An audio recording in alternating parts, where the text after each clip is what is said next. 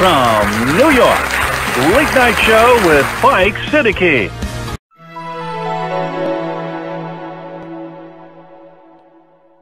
Dear respected brothers and sisters in Islam, another chance for us to give for the sake of Allah subhanahu wa ta'ala. Our fundraising dinner, inshallah, is coming soon. Please put it in your calendar. It's going to be on Saturday, April the 3rd, between 5 p.m. and 7:30 p.m. inshallah. Our beautiful speakers, our dear respected brother Siraj Wahaj and brother Abdullah Idris, they will be with us.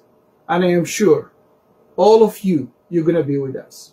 All of you, you're going to join us inshallah, and we will have a successful night inshallah, like you have been doing for so many years. Jazakumullahu khairan. See you soon inshallah on April 3rd. Assalamu alaikum wa rahmatullah. अस्सलाम वालेकुम साहिबों, वज़ीर आज़म इमरान खान ने election commission को रंगे हाथों पकड़ लिया है। अब इलेक्शन कमीशन, उसके कमिश्नर और उनके 4 अरकान जो हैं जिनसे इस्तीफ़े का मुतालबा किया गया है, उनका अब बचना मुमकिन नहीं है। समझिए कि वो ऑन द स्पॉट पकड़े गए हैं। उनके हाथों ISI के ज़रिए कुछ ऐसी अहम डॉक्यूमेंट्स पहुँचे हैं जो बहुत काफ़ी हैं इन हजरात को सज़ा देने के लिए, इनको लटकाने के लिए। इन्होंने इतने इतने बड़े घपले किए हैं। इस डिपार्टमेंट में क्या होता रहा है, सबूत मौजूद हैं। अब ये इनका बच के जाना मुमकिन नहीं है और ये इनको भी पता है कि ये अब बचेंगे नहीं।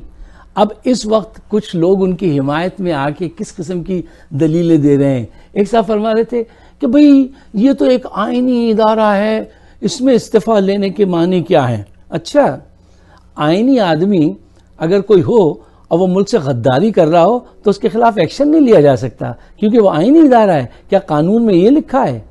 आइन में नहीं, ऐसा नहीं है। ये पकड़े गए हैं, इनको पता है और इनको पकड़ने वाले ने ऐसे पकड़ा है कि अब इनका अगर इनको छोड़ा गया तो इसका मतलब है कि आप पाकिस्तान के मुस्तकबिल से खेल रहे हैं और हमेशा ये इलेक्शन में इसी तरह की गंदबला चलती रहेगी। वो एक किस्सा याद आ गया कि एक नशई जो था वो कब्रिस्तान में बैठा नशा करता था। एक दिन रेड पड़ गया अचानक। जब रेड पड़ा तो वो एक कब्र के बराबर में बैठा सुट्टे लगा रहा था। तो पुलिस इंस्पेक्टर आया, उसने आके कहा कि तुम यहाँ पे क्या कर रहे हो? तो उसने सिगरेट फेंक दी और कहने लगा मैं तो यहाँ पे कब्र पे अपने वालिद साहब की फातिहा पढ़ने आया हूँ। तो उसने कहा अच्छा। तो उसने ज़रा इधर उधर गौर से देखा। जब वो जाने लगा तो उसकी नज़र पड़ी कब्र के ऊपर जो कदवा लगा होता है उस पर लिखा हुआ है मरने वाले की उम्र 8 साल। तो वो वहीं से पलटा इमरान खान की तरह। उसने कहा ये क्या है? ये तुम्हारे वालिद साहब की उम्र 8 साल थी जब वो मरे? तो वो बोला जी वालिद साहब बचपन में ही फौत हो गए थे। बहाना कुछ भी कर लें, अब आप पकड़े गए। पुलिस इंस्पेक्टर ने उसको उठा के फेंका गाड़ी के अंदर। तो अब आप बहाना कुछ भी कर ले, इलेक्शन कमीशन अब बचने का नहीं है। और जो लोग पाकिस्तान की वाक़तन सच्चाई से इस्लाह चाहते हैं उनको चाहिए कि इस वक्त इमरान खान रूट से सफाई कर रहे हैं तो उनका साथ देना कि ऐसे चीज़ें सामने ले आए। साहब ये तो एक आईनी वो है, उस सुप्रीम जुडिशल उसमें जाइए और वहाँ जाके ये सबूत कीजिए और ये साबित करने के लिए प्रूफ हाथ में आ चुके हैं। They are good enough. अब तुम कोई भी बहाना कर लो कि अब्बा जो है वो 8 साल में मर गए थे, वो बहाना काम नहीं आएगा। अच्छा ख़वातीन हज़रात, देखिए यहाँ पे खेल ये हो रहा है पाकिस्तान में, हम फ़िरक़ाबंदी के नाम पे डिवाइडेड हैं, हम ज़बान की बुनियाद पे हैं, फिर हमारे यहाँ वोट ज़ात बरादरी पे पड़ता है, ताल्लुकात चलते हैं। आजकल जो कमिश्नर हैं इसके इलेक्शन कमीशन ऑफ पाकिस्तान के, वो जनाब राजा सिकंदर सुल्तान साहब हैं। अच्छा ये बात जहन में रखिएगा, राजा सिकंदर सुल्तान साहब दामाद हैं किसके? सईद मेहदी साहब के। सईद मेहदी साहब कौन है? वो नवाज शरीफ के प्रिंसिपल सेक्रेटरी थे। और ये राजा सिकंदर साहब जो है ये जेल में मिलने नवाज शरीफ साहब से जाते थे, उनका खाना भी साथ लेके जाया करते थे। तो इनके ताल्लुकात जो हैं वो इतने गहरे हैं नवाज शरीफ एंड ग्रुप के साथ। अच्छा अब आइए देखिए, इस बात का इकरार कीजिए कि پاکستان میں جو اگر الیکشن فیئر ہو جائیں تو بہت بڑی چینج آئے. فیئر الیکشن صرف اس صورت میں ہو سکتے ہیں جب ہمارے پاس ایک فیئر الیکشن کمیشن ہو. ہمارے الیکشن کمیشن کے جو لوگ ہیں وہ پولیٹیکلی موٹیویٹڈ ہیں اور وہ مال لیتے ہیں لوگوں سے, پیسے کھاتے ہیں. تو یہ سارے فیکٹ ہیں. اچھا, اب اس وقت پاکستان کی عدلیہ ہو, NAB who, election commission of Pakistan ہو, کوئی بھی ڈپارٹمنٹ ہو, ہر جگہ پہ جو کرپشن جو ہے وہ عروج پر ہے, یہ ہم سب جانتے ہیں. عمران خان جو ہیں وہ آ گئے ہیں اور انہوں نے ڈنڈا اٹھا لیا ہے, سب کے ساتھ انہوں نے جو ہے وہ اپنا حساب کتاب شروع کر دیا ہے, چاہے وہ کرپٹ سیاستدان ہوں, وہ کرپٹ مافیا ہوں, وہ الیکشن کمیشن ہو, یہ سارے چیلنج ایک وقت میں ان کو نپٹانے پڑ رہے ہیں. یہ کامیابی صرف اس صورت میں ہو سکتی ہے اگر پوری قوم اور اسٹیبلیشمنٹ 100% ساتھ دے تو پاکستان نکل جائے گا اس دلدل سے, اور اگر نہیں دیا تو پاکستان اور ڈوبتا چلا جائے گا. کچھ اور حقائق میں آپ کے سامنے رکھنا چاہتا ہوں. میں چاہتا ہوں کہ آپ اس کو شیئر کریں. میں کیوں چاہتا ہوں کہ یہ حقائق جو ہے آپ اپنے دوستوں کے ساتھ شیئر کریں, اس کی وجہ یہ ہے کہ دیکھیے الیکشن کمیشن کے ساتھ مسئلہ کیا ہے. الیکشن کمیشن کے ساتھ مسئلہ یہ ہے کہ جب ان کے پاس کوئی مقدمہ پہنچتا ہے دھاندلی کا, تو کمیشن جو ہے, راجہ صاحب جو ہے, وہ سچ تلاش کرنے کے بجائے وہ نقطے تلاش کرتے ہیں جو نون کے حق میں جاتے ہوں. ان کا کام تو حقیقت کو جاننا, سچ کو تلاش کرنا, یہ وہ تلاش نہیں کرتے. یہ وہ ذرائع تلاش کرتے ہیں جس کا فائدہ نون لیگ کو ہو. یہی نیب کو ہے, جب وہ کوئی کیس بناتا ہے تو ایسے بناتا ہے کہ اس میں بیل ہونے کے چانسز بڑھ جائیں. اور عدلیہ میں بھی جو ان کے لوگ ہیں, جو ججز ہیں, وہ اس انداز سے اس کی پیروی کرتے ہیں کہ جناب کسی صورت بیل دینا بہت بڑا اچھا صائب عقل مندی کا فیصلہ نظر آئے. تو یہ سارا گیم چل رہا ہے, آپ سب اس سے واقف ہیں. اچھا, یہ بات اتنی گہری ہوئی ہے ڈسکا کے الیکشن سے. ڈسکا کے الیکشن میں کیا ہوا کہ 20 پولنگ اسٹیشن تھے یا 21 غالباً, اس پہ جھگڑا ہوا آپس میں پی ٹی آئی اور نون لیگ کا. تو اس میں انہوں نے کیا کیا کہ ایک ویڈیو بنا لی, ویڈیو لے جا کے الیکشن کمیشن کو دی گئی. الیکشن کمیشن نے فوراً ایکشن لیا صاحب, فوراً ایکشن لیا اور کہا کہ یہ جو الیکشن جو ہیں ان کو کالعدم قرار دیتے ہیں, اور اب جو ہے وہ 20 کے بجائے نہیں, تم لوگ جاؤ کھل کے کھیلو, پورے علاقے میں دوبارہ سے ہم الیکشن کرائیں گے.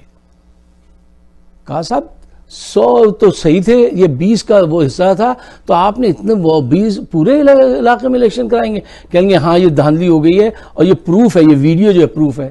چلیے ٹھیک ہے, ان کا اگر فیصلہ ایسا ہے تو ایسا صحیح. اب اس کے بعد ذرا یہ دیکھیے نون لیگ کے ساتھ یہ طریقہ کار ہے. سینٹ کے الیکشن میں کس انداز سے خریداری ہوئی ہے, ٹھیک ہے نا, اس کی ویڈیو ان کو پیش کی گئی. بتایا گیا کہ دیکھیے صاحب اس ویڈیو میں یہ گیلانی کا لڑکا جو ہے وہ ایسے ایسے ووٹ خراب کرنے کے طریقے بتا رہا ہے اور کیسے خرید و فروخت ہو رہی ہے. تو الیکشن کمیشن نے پتہ ہے کیا کہا؟ الیکشن کمیشن نے کہا یہ تو ویڈیو ہے, ویڈیو تو کوئی بھی بنا سکتا ہے, ویڈیو پہ ہم کیسے ایکشن لے لیں. پھر ان کو کہا گیا صاحب یہ ویڈیو تو ان کی بھی تھی, اس پہ تو آپ نے یہ نہیں کہا, ہماری ویڈیو پہ آپ یہ کہہ رہے ہیں کہ یہ ویڈیو تو کوئی بھی بنا سکتا ہے.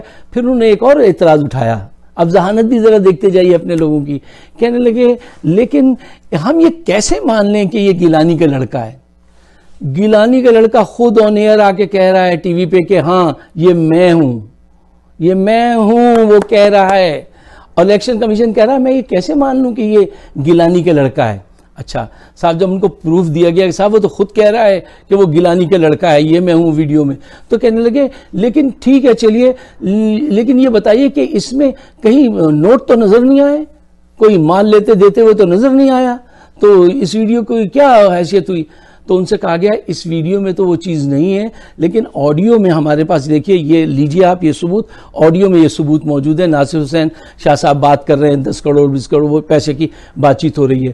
تو انہوں نے وہ سننے کے بعد کہا بھائی دیکھیے ایسا ہے کہ اب آپ دوبارہ جائیے اور جا کے ان لوگوں کو لے کر آئیے جو اس ویڈیو میں موجود تھے. کہا کیوں؟ کہیں گے وہ صاف ان کا چہرہ نہیں نظر آ رہا ہمیں. اب یہ دیکھیے بہانے پہ بہانہ, بہانے پہ بہانہ. اچھا صاحب, اب یہ ساری صورتحال جو ہے وہ کیا اور کوئی ثبوت چاہیے کہ یہ الیکشن کمیشن کا کردار کیا ہے؟